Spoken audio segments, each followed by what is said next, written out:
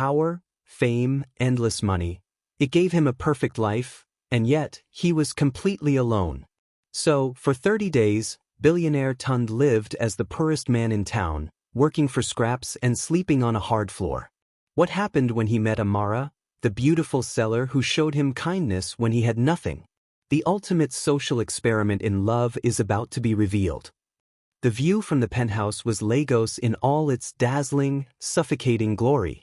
Below, the city was a vast, chaotic tapestry of tireless striving and audacious dreams, a place where people killed themselves to climb the ladder. Mr. Tund had not just climbed the ladder, he owned the company that manufactured the rungs. At 35, Tund controlled an empire that spanned telecommunications and real estate. His name commanded instant respect, his entrance hushed rooms, and his bank balance was a number few could truly fathom. He owned 3 sleek black cars, employed a small army of dedicated staff, and wore bespoke suits that felt less like clothing and more like armor. He was, by every metric the world cared about, an unqualified success. Yet, every night, as the city lights shimmered below like scattered jewels, he felt a crushing, profound emptiness. His life was a golden cage. He was sitting at his granite countertop, a glass of impossibly aged whiskey untouched beside him, when the latest relationship ended. It wasn't a dramatic fight. It was a quiet, almost mechanical cessation. Ngozi, a stunning, witty lawyer he'd been seeing for 6 months, had simply stopped calling when the flow of gifts had been deliberately stemmed. Tund conducted these tests often. In the beginning, he was charming, attentive, and restrained. He offered intellectual conversation, support, and companionship. Then he would introduce the luxury, a surprise trip to the Maldives, a diamond necklace, a key to a new German sedan. The shift was subtle at first, a tiny sparkle in the eye that wasn't for him, but for the power he represented. He noticed how their hands lingered on the velvet box, not on his arm. When Tund stopped the generosity, citing a sudden, if temporary, business complication, the texts thinned out. The calls became shorter. Within weeks, Ngozi sent a polite, regretful message about conflicting priorities and needing space to focus on her career. Tund set his jaw, but the weariness in his soul deepened. He wasn't naive, he knew wealth attracted opportunists. But was that all he was now? A wallet with legs? He yearned for the kind of connection that saw the man inside the suit, the shy boy who loved engineering and the flawed adult who worried about living up to his own shadow. He walked over to the floor-to-ceiling windows. Down on the street, he saw a young man and a woman selling roasted corn by the roadside. They were laughing, a loud, unfiltered sound that somehow carried all the way to his insulated tower. The woman playfully shoved the man. He retaliated by scooping up a handful of sand and pretending to throw it. It was a simple, everyday moment, but the joy radiating from them was palpable, real. It hadn't been bought. It had been created by shared effort and genuine affection. That laughter became the final tipping point. Tund realized his problem wasn't the women he chose, it was the barrier of his wealth. He needed to remove the filter. He needed to be stripped bare to see if anyone would accept him for his base elements. He spent the next few days preparing for his disappearance, working with the ruthless efficiency that had made him a billionaire. He set up a complex trust fund to handle his companies, ensuring they ran seamlessly in his absence, a pre-planned trip abroad for health reasons. He told his board he was unreachable and would communicate only through his chief operating officer, a woman he implicitly trusted. Finally, he called the only person he trusted with the truth, Musa, his long-serving personal driver. Musa, a quiet man with kind eyes and a family of 5, sat stiffly in Tund's vast office. Tund laid out the plan. I need you to drive me to a location tomorrow, Musa, far from Ikoi. And then I need you to forget you ever saw me. I will contact you with a dedicated phone line every 2 weeks to ensure you and your family are well, but I will not answer any questions. Musa's brow furrowed. Sir, where are you going? Are you in danger? Tund shook his head, looking out at the city. I'm in danger of forgetting what real life feels like, Musa. I'm going to live the life of a poor man. A nobody. I need to know if love, true love, still exists in this world, or if I've just been paying for a flawless imitation. Musa was stunned. He knew his boss was lonely, but this was madness. Sir, with all due respect, you have so much to lose. And nothing to gain by staying, Tund finished, a rare, honest smile touching his lips. I need to know my own value outside of a balance sheet. I need to find the woman who would laugh with me while we sell roasted corn, not while we sign for a new yacht. Can you do this for me, Musa? Can you keep my secret? Musa, witnessing the raw desperation in his boss's eyes, finally nodded. Yes, sir. I will keep your secret. Godspeed on your search. With the plan in place and his soul feeling a terrifying blend of fear and liberation, Tund knew the next day would be the final time he looked at Lagos as its master. Tomorrow he would be a humble student of life, shedding his identity and stepping into the unknown to conduct the most important and most dangerous experiment of his life. Where should Musa drive Tund to begin his new life as Colonel? The air in the Bentley was thick with the scent of fine leather and unspoken anxiety. Tund, wearing a simple, dark t-shirt and jeans for the first time in years, sat in the back, watching the familiar landscape of Lagos, the gleaming corporate towers, the manicured estates, recede. Musa, his trusted driver, kept his eyes fixed straight ahead, navigating the labyrinthine roads leading to the city's outskirts. Before they left, Tund had executed his plan with characteristic precision. He'd left detailed instructions for his COO, a fortress of alibis about a silent medical retreat in Europe, and created the dedicated, untraceable phone line to contact Musa. Most significantly, he withdrew a small, deliberate amount of cash, just enough to rent a room and survive meagerly for a month. It was an amount he typically spent on a single bottle of champagne, but now, it felt like the weight of his entire future. The journey was a symbolic shedding. At a prearranged spot, a dusty, chaotic market far from his usual haunts, Tund handed Musa the keys to the Bentley. Remember the rules, Musa, Tund said, his voice flat. If anyone asks, I am gone. No one knows this place. No one knows, Colonel. For the next month, I don't exist as Mr. Tund. Musa nodded, his kind eyes clouded with worry. Please be careful, sir.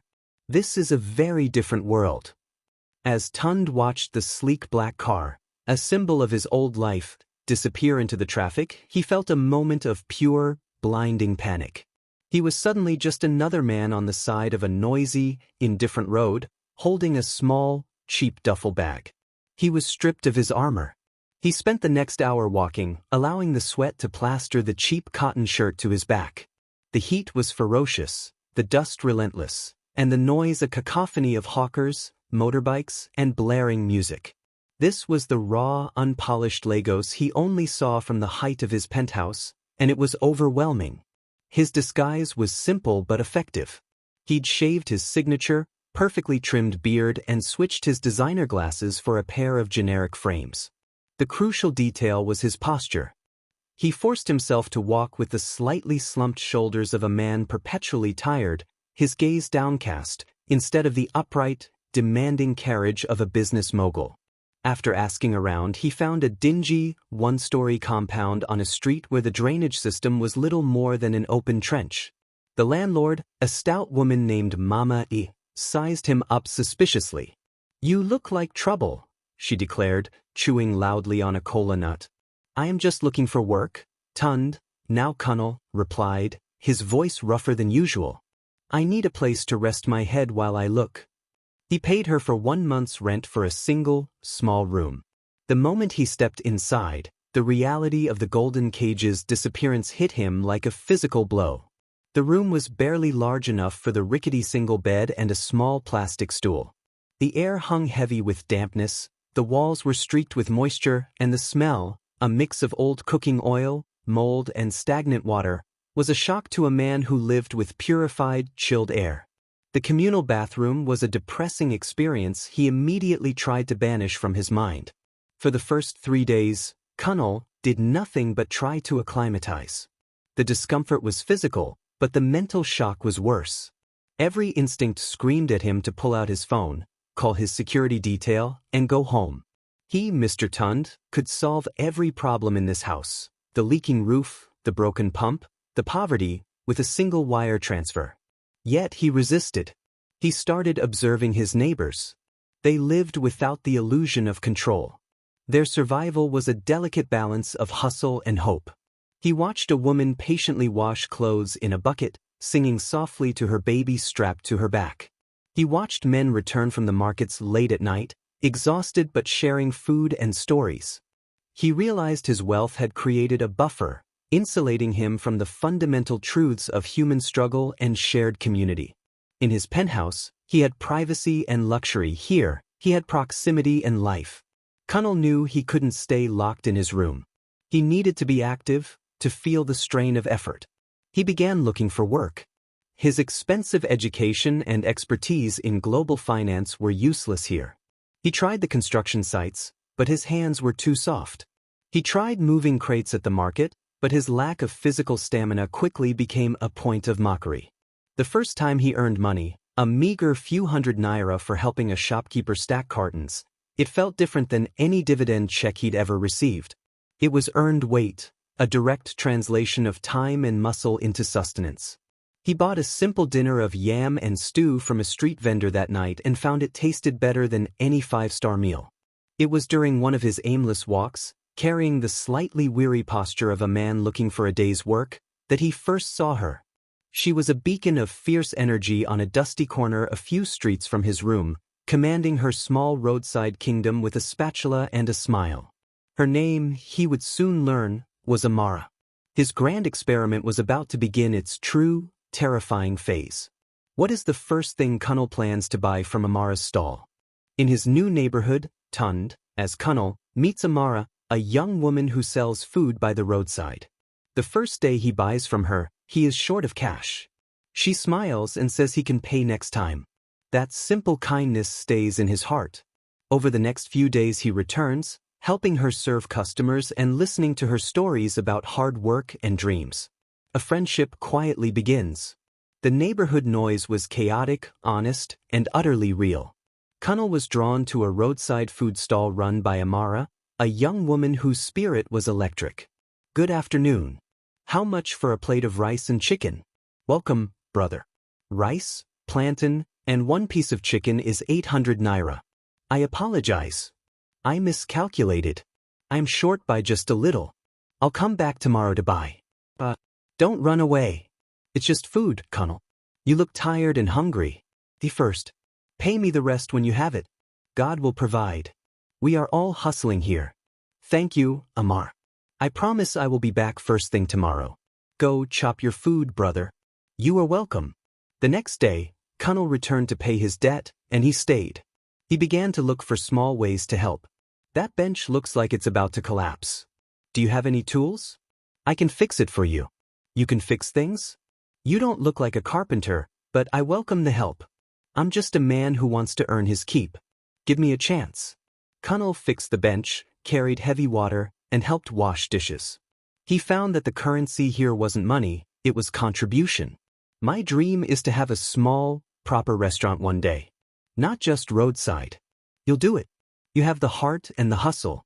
Hustle is easy. Capital is the mountain. But I keep saving. I won't borrow from just anybody. Too many people confuse a loan with ownership. Trust is everything. I think I spent too long complaining about the wrong kind of problems. The problems I have now are simple. And I have never laughed as much as I do here. Cunnel was falling, quietly and completely, for Amara's resilience, her spirit, and her unburdened heart. The only problem was the spectacular, soul-crushing lie he lived. Tund visits Amara every day. He repairs her broken bench, carries water, and sometimes helps wash dishes. They talk about life, love, and struggle. Amara admires his humility. She assumes he's just another hustler trying to survive. Tund starts realizing he laughs more in this small shop than he ever did in his mansion. Cunnel was no longer just helping, he was invested. These were the poor man's gifts: time, effort, and basic physical labor. These pots are stubborn. What kind of oil do you use? It's the palm oil, Cunnel. It gives the best flavor but the worst cleanup. You're too educated for this kind of work, you know. The only education that matters right now is learning how to properly scrub a pot.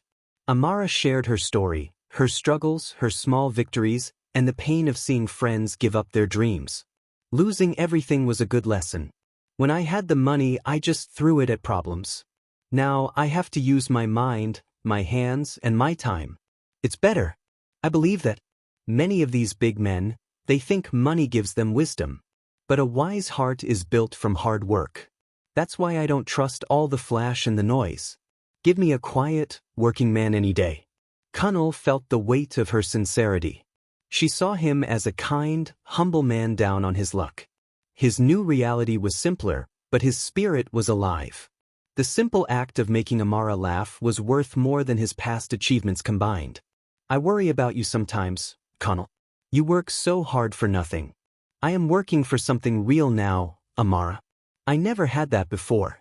She sees him as reliable, kind, and a true friend. This deep connection built on a lie intensified his inner conflict. He was terrified of losing the only honest connection he had ever known. A jealous neighbor mocks Tund for being poor and asks Amara why she wastes time with him. Tund keeps quiet, but Amara defends him fiercely. He may not have money, but he has a good heart. A sudden storm destroys Amara's stall.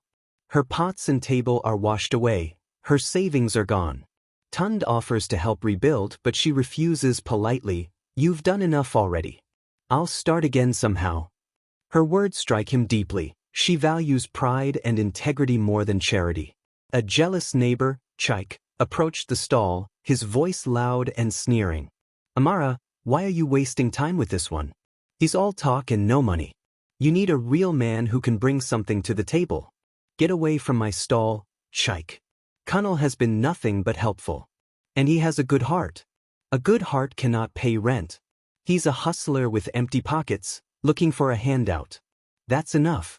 He may not have money, but he has a good heart, and that is worth more than your pockets full of gossip. Now go. Amara's fierce loyalty confirmed Tund's love. She loved the man, not the money. That night the guilt was crushing. He wanted to tell her the truth but feared her betrayal. The very next day, the crisis hit. A sudden storm descended with brutal force. The sky looks bad, Kunal. I need to secure everything. The roof. It's lifting. We need to hold this beam. The old stall surrendered. Wood cracked, tables overturned, and Amara's small possessions were swept away by the flood. Her meager savings, kept beneath the table, were gone. It's all gone, Kunal. Everything. I don't know how I can start over now. We can rebuild. I have a little money. And I can borrow more. I will stay, and we will build it back twice as strong. No, Kunal. You have done enough already. You've been a good friend, but I cannot take your last money. You are struggling too. I will find a way. Her refusal, born of integrity and pride, broke Tund's resolve. She would rather rebuild from nothing than take his sacrifice. He couldn't stay and watch her struggle when he could fix it all. The lie had reached its limit. He knew this was the end of Kunal. He left a short, vague note and walked away from the ruined street. The billionaire was coming home. Days later, expensive cars arrive in the neighborhood. People gather, surprised to see the man they thought was poor stepping out in an elegant suit. He walks to Amara and says, I'm sorry I lied. My name is Tund. I only wanted to know if love like yours still existed. Amara is shocked but her heart softens. He offers partnership, both in business and in life. You cared for me when I had nothing. Let me care for you the same way. The story closes with the moral, true love isn't bought, it's proven. 3 days later, a convoy of sleek, black cars arrived in the modest neighborhood. The silence was absolute. The same man they knew as the poor hustler, Kunal, stepped out, dressed in a sharp suit. The change was total. He was the billionaire, Mr. Tund. Amara stood frozen, her face a mask of confusion and betrayal. I am sorry I left, Amara. I am sorry I lied. What? You came here and played a game with people's lives? Or you? My name is Tund. I am the owner of the Tund Group. But why would you do this? Did you want a good laugh? I did it because every woman I met loved my wealth. You were the first person who was kind to me when I had absolutely nothing. You defended me when I was mocked. I lied to find out if love like yours still existed. And I found it. The lie became painful because I fell completely in love with you. You had everything. And you chose to break my heart just to prove what? I broke my own heart, Amar. Tund knelt, not for drama, but in sincere humility. I promised to rebuild your business, bigger than you ever dreamed. But the difficult thing I ask is for you to forgive the lie, and to accept the truth of my heart. You cared for me when I had nothing but a worn shirt and a kind face. Please, let me care for you now, not with a handout, but as a partner. In business and in life. Amara looked at him, seeing the good heart she loved was real. Her anger dissolved into understanding. Stand up, Tim. The disguise had failed to hide his fortune, but it had succeeded in revealing his soul. True love isn't bought, it's proven. Sometimes you must lose everything to find what truly matters. Would you still love someone if you believed they had nothing?